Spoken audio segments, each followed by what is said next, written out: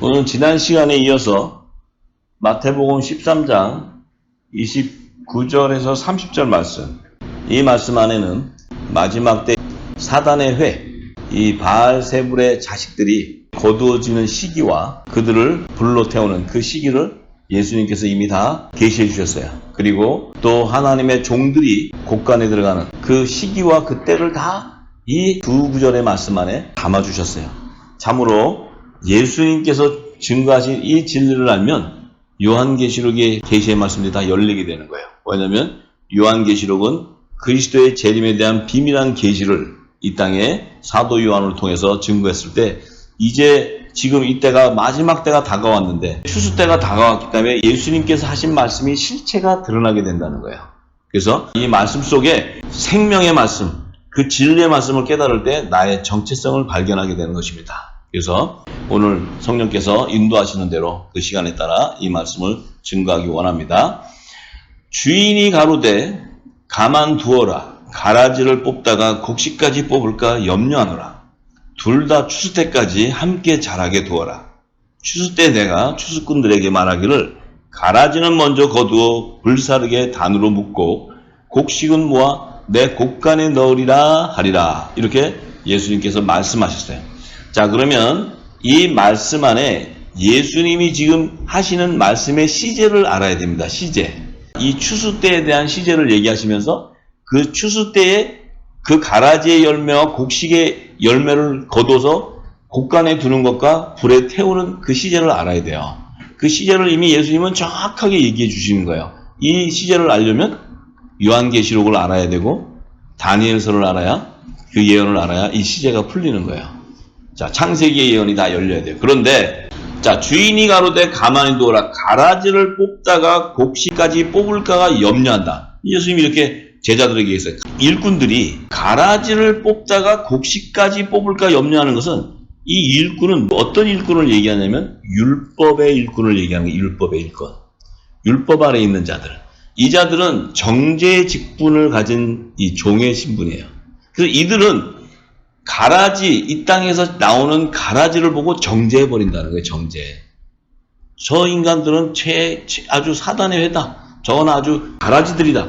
이렇게 저것들을 뽑자 해서 뽑다가 그 안에 가라지가 아닌 곡식이 있는데 그 곡식까지 상함받아가지고 상처받아가지고 떨어질까봐 그러기 때문에 가라지를 뽑지 말라고 얘기하는 거예요. 그것은 정죄하지 말아라 하는 얘기예요. 예수님이 하신 말씀이. 왜냐하면 원수는 너희가 거두는 것이 아니고 장차 예수님께서 오시면 그 원수를 다 불로 태워서 없앨 거예요. 그 일은 예수님이 하시는 거지 너희들의 일꾼들은 하나님이 택한 열매 하나라도 떨어지지 않도록 너희들이 그들을 사랑하고 사랑의 계명으로 품으라는 거예요. 그래서 정죄하는 자들은 율법의 종들을 추수꾼으로 시키게 되면 무슨 일이 되냐면 다 정죄해가지고 모든 열매들이 다 상처받아가지고 떨어져 나가버려요. 그래서 하나도 거둘 수가 없기 때문에 하나님께서는 첫 언약을 폐하시고 새 언약의 일꾼으로 다시 세우시는 거예요. 왜냐하면 율법의 선지자 모세에게 하나님이 십계명을 갖다가 직접 하나님이 하늘에서 가지고 오신 그 산돌에다가 적어주신 그 계명을 모세에게 줬는데 모세는 율법 아래 있는 종이에요. 이 모세가 예수님의 그 사랑의 계명을 모르고 가져가서 그 밑에서 금신상을 짓고 거기서 춤추면서 그 금신상이 하나님이라고 춤추는 그들을 볼 때 대노했다는 게 대노. 맞아요. 율법의 선지자 모세가 볼 때는 그것은 하나님을 대적하는 행위예요. 그래서 그것을 그냥 돌판을 집어 던져가지고 깨버렸어요. 하나님이 주신 돌판. 그런데 하나님께서는 다시 이 땅에서 돌을 만들어가지고 와라. 내가 다시 기록해주마.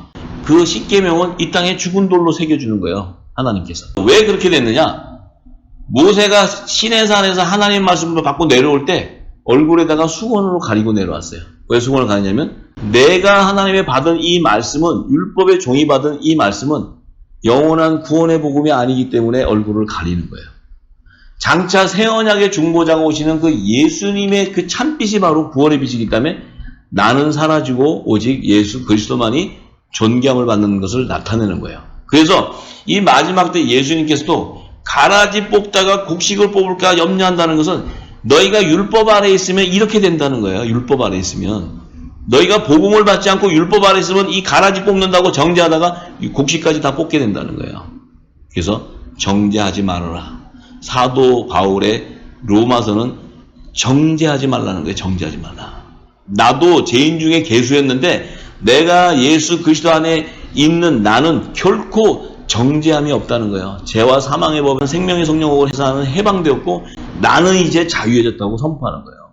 그것이 바로 새 언약의 일꾼들이에요. 그럼 그들은 가라지가 이 땅에 보여도 그들을 정죄하지 않고 그 가라지 안에 감춰져 있는 곡식을 골라서 하나님께 바치는 그 의의 직분자가 돼야 되는 거예요. 그래서 예수님이 뭐라고 하셨냐면 그 가라지하고 곡식을 둘 다 추수 때까지 함께 자라게 놔두라는 거예요.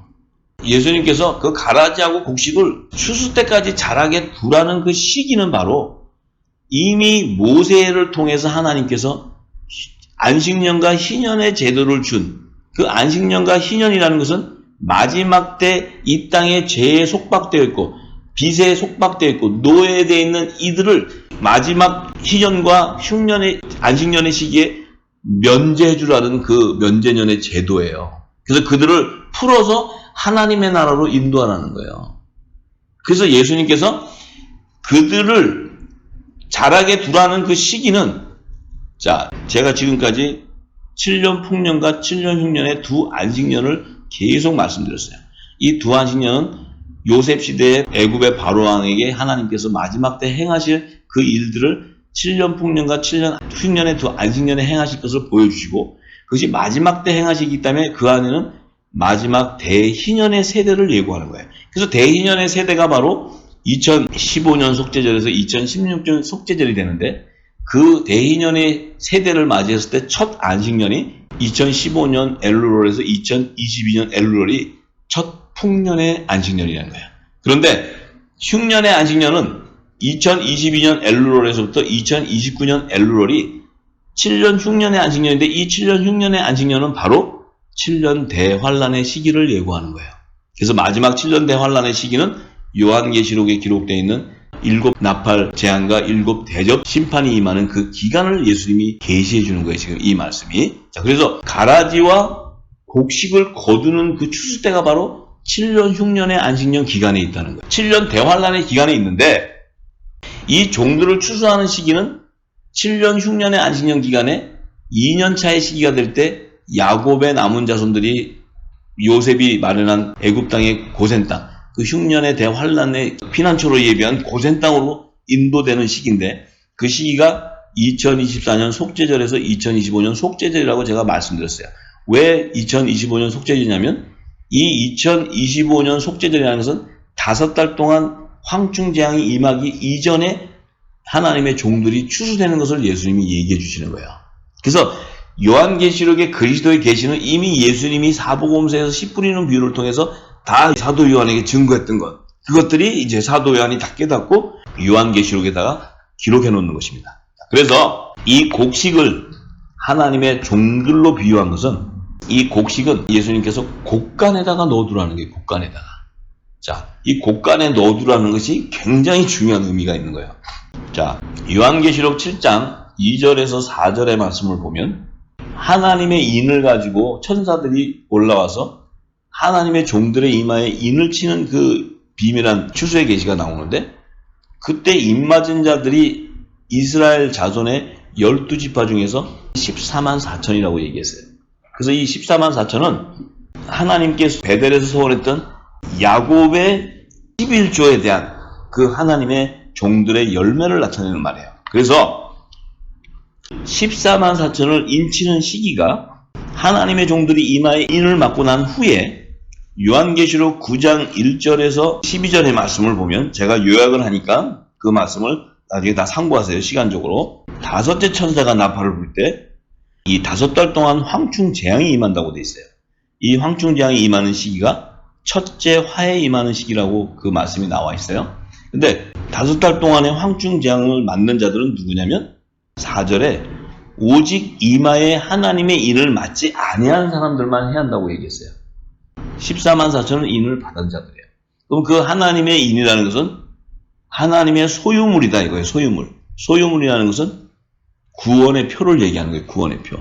그 구원의 표를 이마에 입맞은 자들을 하나님의 종들로 입맞게 해서 14만 4천이 이스라엘 자손 중에서 추수한다는 거예요. 자, 그 의미는 이 종들이 추수하는 시기가 7년 대환란, 7년 흉년의 안식년 기간에 2년차가 되는 시기에 추수를 하는데, 그것은 전 3년반이 끝나는 시기에 5달 동안 황충재앙이 임하는 그 이전 시기에 추수가 끝난다는 거예요. 그래서 그 황충재앙의 시기는 2025년 10월에서부터 2026년 3월경, 이 3월경이 전 3년반과 후 3년반을 나누는 시기예요. 그래서 5달 동안 황충재앙은 전 3년반에서도 마지막 5달 동안이기 때문에 이 2025년 10월경에서부터 2026년 3월경 사이가 이 황충재앙이 임하는데, 그때는 이미 그 이전에 하나님의 종들의 이마에 입맞지 않은 자들에게 온다는 거예요. 그들이 바로 누구냐면, 예를 들어서 WCC, WEA 이렇게 대통합을 하면서 예수를 믿지 않는 모든 종교인들에게, 그러니까 그들은 하나님의 인을 맞지 않죠. 왜냐하면 구원의 표를 그들의 이마에 인치지 않았기 때문에 그들은 이제 황충재앙을 받게 되는 거예요. 그래서 예수님이 지금 곡식들을 추수하는 시기가 7년 환란 기간 중에 2년차의 시기를 계시하는 말이에요. 자, 그래서 이들을 지금 이제 거뒀는데, 거둬가지고 예수님이 또 뭐라 그러셨어요? 이 곡식을 모아가지고 내 곡간에 넣어두라고 얘기했어요. 곡간에. 자, 이 곡간에 넣어둔다는 의미가 요한계시록 11장 12절에서 14절의 말씀을 보면, 이 곡간에 들어가는 자들은 예수님이 2026년 나팔절 날에 공중 재림하실 때 휴거되는 자들이 먼저 휴거되고 난 직후에 이 땅에 남아있는 자들, 이들이 곡간으로 들어가는 거예요. 곡간이라는 것은 환란의 피난처를 들어가는 걸 얘기해요. 광야에 하나님이 예비한 곳이야. 그래서 하늘로부터 큰 음성이 있어서 이리로 올라오라 함을 듣고, 저희가 듣고 구름을 타고 하늘로 올라가는 이들은 7천인의 하나님의 아들들이에요. 하나님의 아들들. 어린 양의 생명책에 기록된 7천인의 하나님의 아들들인데, 이들은 이미 추수가 돼서 올라가는데, 이 땅에는 저들의 원수도 남아있고, 또 13절에 보면은 그 당시에 2026년 나팔절이 되면 성경의 예언으로 대지진이 일어납니다. 중동 지역에. 그래서 성 10분의 1이 무너지는데, 그때 남아있는 자들, 이 땅에 또 남아있는 자들이 있어요. 그 남은 자들이 그 휴거되는 광경을 목격하고 대지진을 보고 두려워해서 그 하나님께 영광을 돌렸다고 얘기해요. 그럼 이 남은 자들이 하나님의 영광을 돌렸다는 자들은 하나님의 종들을 얘기하는 거예요. 하나님 종들. 원수들이라든지 가라지는 하나님께 영광을 안 돌려요. 그들은 하나님의 말씀을 대적하는 자들이에요. 근데 하나님께 영광을 돌린다는 것은 이 땅에 남아있는 곡식, 하나님의 종들이, 하나님의 자녀들이 휴거되는 것을 보고 하나님께 영광을 돌리고, 그 시기가 둘째와의 시기인데, 계시록 12장 5절과 6절, 13절과 14절에 보면 이제 하나님의 아들들이 휴거되는 장면과 그 종들이 남아있는 자들이 광야로 하나님이 예비한 곳으로 도망가는 것을 얘기해요. 자, 이제 5절에 보면은 여자가 아들을 낳으니 이는 장차 철장으로 만국을 다스릴 남자라. 그 아이를 하나님 앞과 그 보좌 앞으로 올려가더라. 자, 여기서 여자가 아들을 낳는다는 것은 이 여자는 이 땅에 있는 제단이에요. 제단에서 하나님의 아들들이 율법 아래 있는 아들의 명분을 받는, 아들의 영을 받아서 남자의 머리 대신 예수 그리스도의 몸된 지체들이 나오는 거예요. 그들은 예수님의 건세인 철장 만국을 다스리는 건세를 받아요. 이것이 바로 예수 그리스도의 건세예요. 이 건세는 예수님의 몸된 교회에게 주는데, 그 교회는 남자, 이 아이는 하나님의 아들을 얘기해요. 그 아들들은 하나님 아까 그 보좌 앞으로 올려가더라 하는 것은 휴거되는 것을 얘기해요. 휴거되는데, 그 여자가 광야에 도망하며 그 여자는 이 땅에 남아있는 교회에, 이제 14절에 그 이하를 보면은 그들이 여자의 남은 자손이라는 거예요. 여자의 남은 자손이라는 것은 땅에 속한 교회에서 야곱의 남은 자손들을 얘기하는 거예요. 여자의 남은 자손이라는 게. 그들이 이제 무슨 경우가 생기냐면, 아들들이 휴거되고 나니까 이 땅에 하나님께 영광을 돌리면서 광야로 도망가게 되는데, 그 광야가 무슨 광야냐면은 하나님이 피난처로 예비해 놓은 곳이 그 광야라는 거예요. 도망을 가는데 그 시기가 1260일이라는 것은 후 3년 반을 얘기하는 거예요. 후 3년 반. 그러니까 후 3년 반. 1260일을 갖다가 나누면 3년 반이 나와요. 3년 반 기간. 후 3년 반 동안에 피난처에서 그들이 보호를 받는다는 거예요.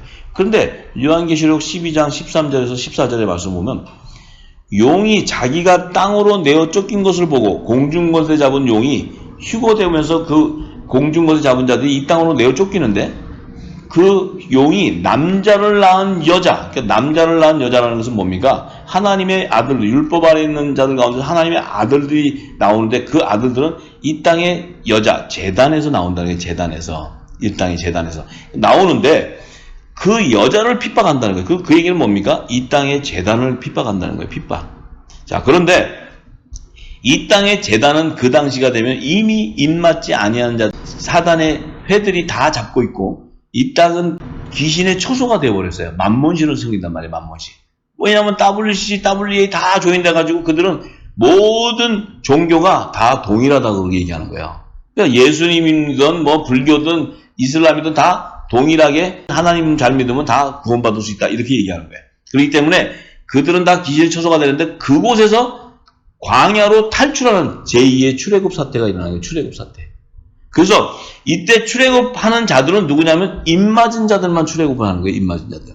입맞지 않은 자들은 이 땅의 제단에서 음녀 제단이 되어버려요. 그 교회에서 예배해요. 예배. 이 땅에서. 자, 그런 상황이 되는데 그때 여자의 남은 자들이 어디로 도망가냐면 그 뱀의 낯을 피해서, 이 뱀이라는 것은 사단의 영을 받은 적그리스도와 거짓 선지자들의 하나님의 종들을 핍박하고 이 핍박할 때 그들이 핍박하는 그 음녀 재단에서 피해서 한때 두때 반때 3년 반, 후 3년 반 동안 양육받는 곳으로 도망간다는 거예요.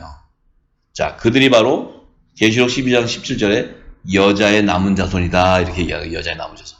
여러분 지금 여기서 남자는 휴거되고 여자의 남은 자손은 이 땅에 남는 자, 그것은 바로 하나님의 아들들과 하나님의 종들에 대한 얘기를 하는 거예요. 그럼 지금 예수님께서 추수꾼인 천사가 와서 거두어서 갈아지는 불에 태우게끔 단으로 묶고 또 이 곡식은 거둬서 곡간에 넣어둔다는 거예요.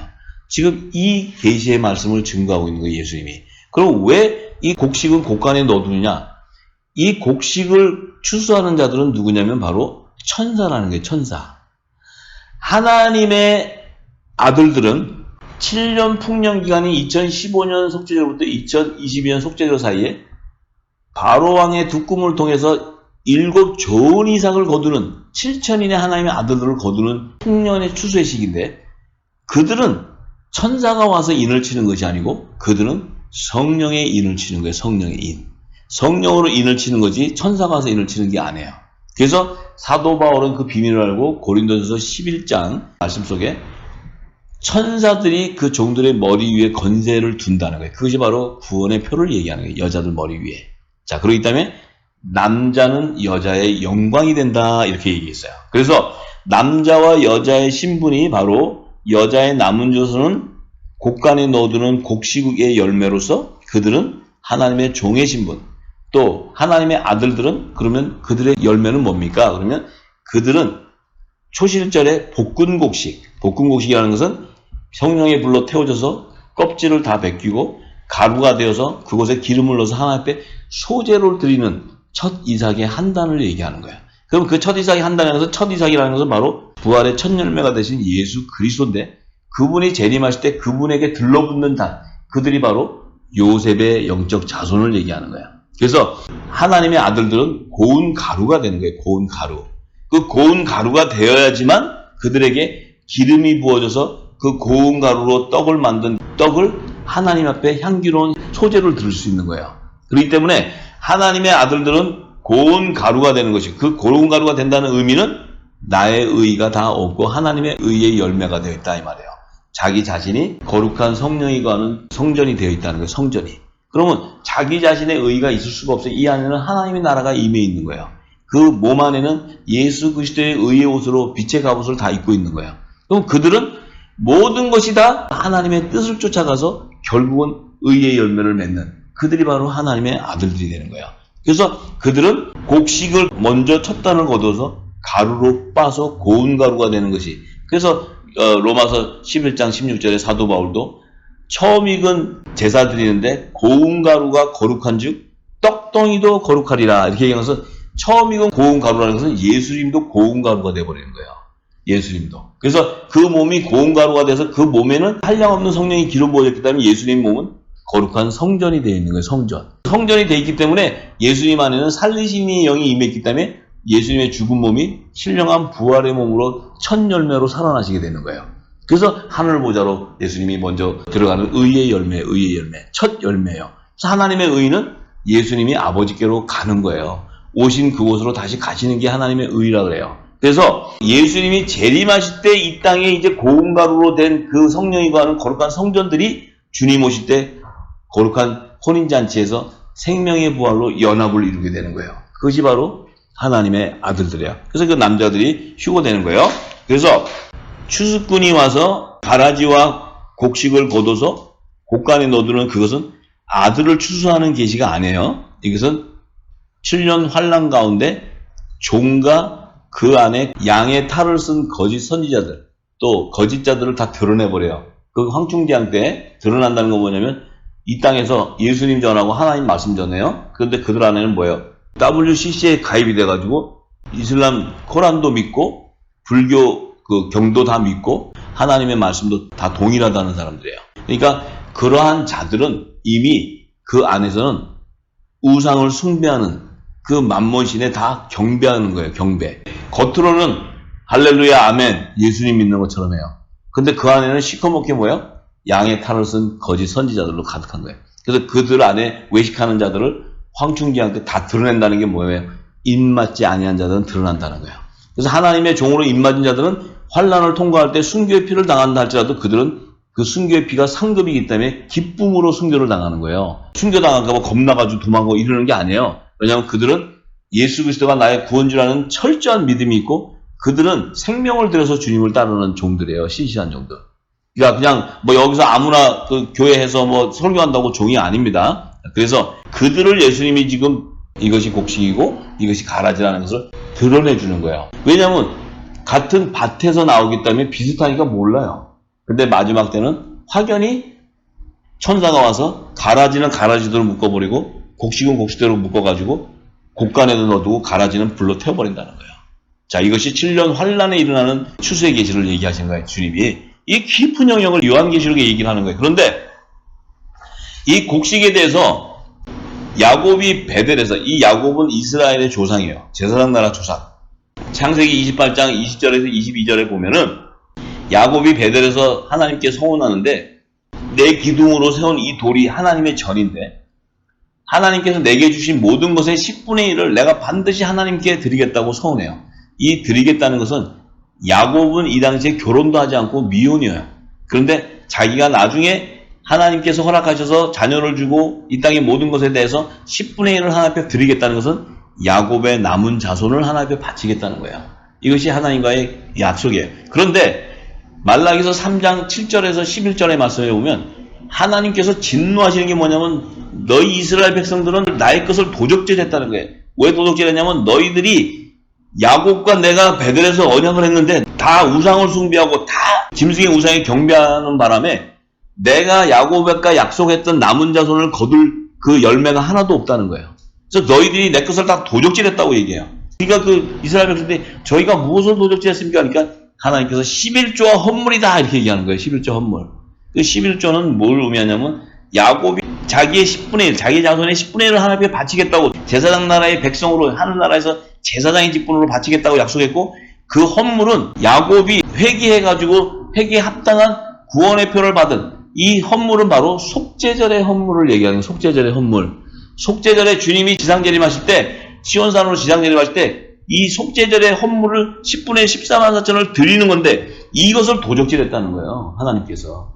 그래서 하나님이 너희가 저주를 받는다고 하시면서 하나님이 찬스를 한번 더 줘요. 그들한테. 왜냐하면 새 언약을 폐하면서도 하나님이 야곱에게 약속한 게 있기 때문에 찬스 주는 게 뭐냐면 만약에 너희가 온전한 그 11조 야곱의 남은 자 너희들 안에 거룩하게 된 자들 예수의 피로 성결의 표로 구원의 표를 받아서 14만 정결한 자들을 이 창고에 넣는다는 것은 곡간에 넣는다는 게 곡간. 창고라는 것은 곡식을 넣는 곳이에요. 그것이 곡간이란 말이에요. 곡간. 여기서 넣는다면 나의 양식이 있게 하고 하나님께서 양식이 뭡니까? 이 땅에 뭐 벼 먹는 육의 양식이 아니고 나의 집의 양식이라는 것은 율법의 말씀을 얘기하는 거예요. 율법의 계명. 하나님은 이 땅에 두 언약의 양식을 준 게 율법과 복음을 주셨어요. 그러면 율법의 씨를 뿌린 그 씨가 자라서 나의 양식은 뭐냐면 율법의 열매를 얘기하는 거예요. 율법의 열매. 그 율법의 열매는 반드시 회개에 합당한 굵은 벼슬을 입고 나와야 돼요. 그래서 그들은 하나님의 종으로 부르시는데 그 양식, 그 율법 안에 있는 종들을 내 곳간에 넣는다면 나를 시험해봐라. 내가 하늘 문을 열고 너에게 복을 쌓을 곳이 없도록 보신다. 하늘 문을 연다는 건 시온산의 문이 열릴 때 그 문은 요셉의 문은 왕들만 들어가는 문이에요. 왕들만 들어가는 문. 그 나머지 11문이 열려서 너희들을 새 예루살렘 성의 12문 위에다가 너희들의 이름이 기록되어 있는 그곳에 너희들을 구원해 주시겠다 얘기하시는 거야. 그러니까 무슨 하늘의 문을 열어서 복을 쌓을 곳이 없다 붙다니까 뭐 우리가 여기서 뭐 11조하고 막 이러면 하나님이 문 열어가지고 너 사업이 잘 돼가지고 돈 많이 벌고 집 더 큰 거 나고 이러는 하나님의 축복이 아니란 말이에요. 하나님이 야곱과 약속했던 정결한 종들, 예수의 피로 씻어진 종들을 바칠 때 왜 새 예루살렘 성에는 하나님과 어린 양의 12보좌, 후사들을 섬기는 제사장의 그 직분이 있기 때문에 그들을 추수하기 위한 하나님의 언약의 말씀이에요. 그들도 추수를 해야 하나님께서 하나님의 나라가 완성되기 때문에 그런 거예요. 그렇게 됐을 때 복을 쌓을 곳이 없지 붙지 아니하나 보라고 얘기하시면서 뭐라고 얘기하세요? 11절에 만군의 여호와가 이르노니 내가 너희를 위하여 황충을 금하겠다고 얘기하는 황충 재앙을 금하게 하겠다는 거예요. 너희들 그 11절 창고에 넣으면 그들은 뭐예요? 하나님의 인을 이마에 맞지 아니하는 자들은 황충 재앙을 맞는 거예요. 황충이라는 것은 추수 때 벼가 있는데 벼를 갉아먹는 그 병충이에요. 병충해. 그래서 이 황충이 있으면 곡식이 자라지 못하고 황충이 다 갉아먹어가고 곡식이 떨어져서 멸망당해버리는 거예요. 그런데 이 황충을 금한다는 것은 황충재앙이 임하기 직전에 너희들을 추수해 주리라 얘기하는 거예요. 그것은 너희들에게 정결의 표로 내 소유의 표로 구원의 표로 이마에 딱 치면은 황충들이 너희를 건들 수가 없다는 거예요. 이 이마에 인치는 시기가 끝나고 나면 그 다음에 예배드리고 여기서 뭐 할렐루야 하는 그들은 전부 황충재앙으로 통해서 곡식을 다 갉아먹어가지고 곡식이 다 썩어서 문드러져 버린다는 거예요. 그건 뭡니까? 쭉정이를 얘기하는 거예요. 쭉정이. 자, 또 쭉정이하고 가라지하고는 또 다릅니다. 쭉정이는 첫 아담의 계보에서 세세계보에서 나오는 하나님의 종으로 어린 양의 생명책이 기록되어 있는데 이들은 우상을 숭배하는 바람에 하나님께서 내 생명책에서 지워버리라는 그 생명책에서 지워진 자들이 쭉정이가 되는 거예요. 쭉정이. 그러니까 쭉정이는 원래 생명책에 기록되어 있었는데 우상을 섬기는 범죄로 말미암아 출애굽기 32장에 하나님께서 모세에게 우상을 섬기는 자들은 내 생명책에서 지워버리겠다고 하나님께서 약속하셨어요. 그러면 하나님께서는 10계명과 이 구약시대의 계명을 준 것은 모든 계명은 나 외에 신을 섬기지 말라는 거예요. 우상을 섬기지 말라는 거예요. 우상을. 근데 이들은 우상을 섬기고 싶어서 섬기는 게 아니고 영의 비밀을 모르기 때문에 의문의 문서이기 때문에 이들은 이 땅에서 좋은 걸 따라가는 게 좋은 거. 이 땅에서 축복받고 또 이 땅에 주는 거 하나님이 축복해서 우리 먹을 것도 많이 주고 또 부자 되고 이러는 걸 따라가는 거예요. 따라가니까 결국은 그들은 뭐예요? 만몬신에 다 거짓 영에 속아서 결국은 자기도 모르게 우상을 숭배하는 거예요. 이들은 영의 사람으로 하나님께서 산 영을 부어줬는데 이들은 육의 소욕을 쫓아가기 때문에 결국은 그들은 생명책에서 지어짐으로 쭉정이가 된다는 것은 곡간에 넣어두는 곡식은 껍데기는 안 벗겨졌어도 그 안에 알이 있어요. 알. 그래서 그것을 나중에 껍데기를 벗기고 나면 예수의 피로 씻어서 벗기고 나면 알이 있어요. 믿음이 있단 말이에요. 믿음이. 그런데 쭉정이는 껍데기는 있는데 까보니까 알이 없어. 알이 하나도. 그럼 그거는 불로 태우는 거예요. 불로. 그건 뭐냐면 너희들은 이미 이 곡식의 열매로 맺혀져 있는데 우상을 숭배함으로써 너희들은 뭐가 돼요? 생명책에서 지어지는 쭉정이가 된다 이 말이에요. 자, 이 얘기 하시는 거예요. 그래서 예수님이 쭉정이에 대한 예언적인 계시를 마태복음 3장 12절에 말씀하세요.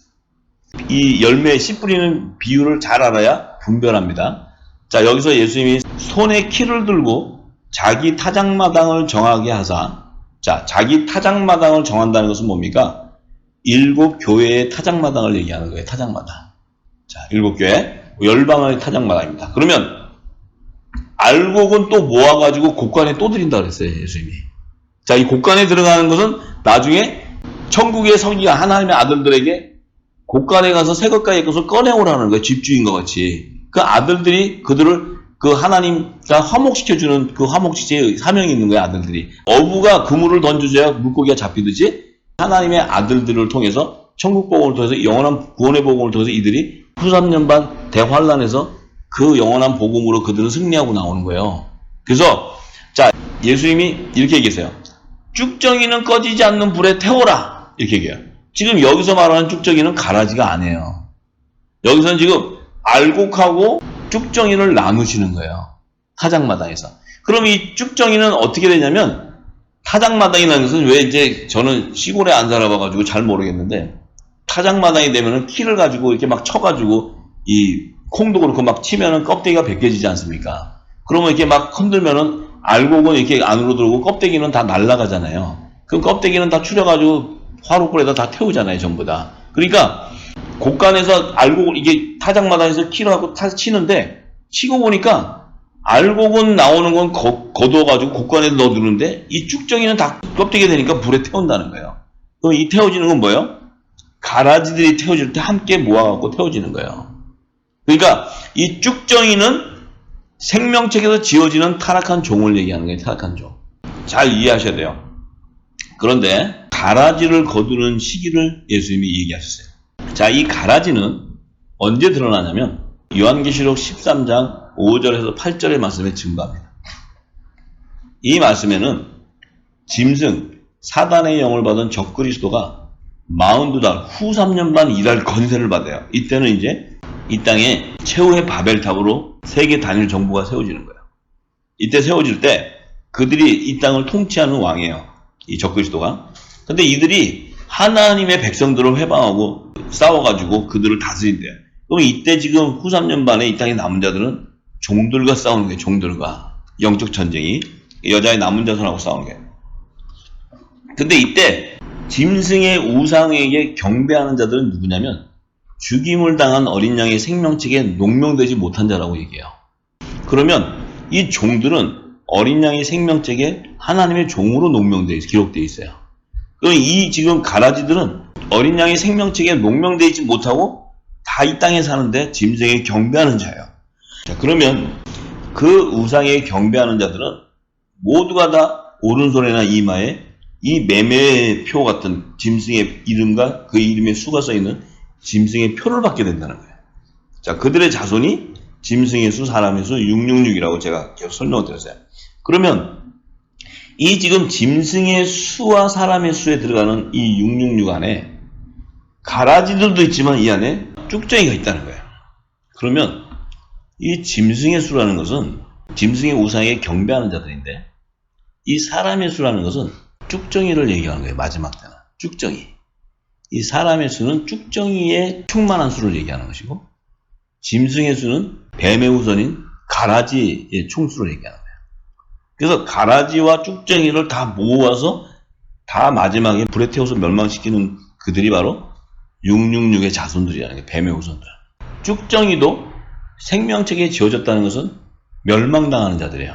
왜 멸망을 당하냐면 그들은 우상을 숭배함으로써 하나님의 생명책에서 이름이 지어지니까 어떤 결과가 생기냐면 그들은 그들의 몸이 신의 소욕을 쫓는 육체가 되니까 그 안에 죄의 종로로 타는 씨가 박혀버리는 거예요. 우상을 경배하게 된다는 거예요.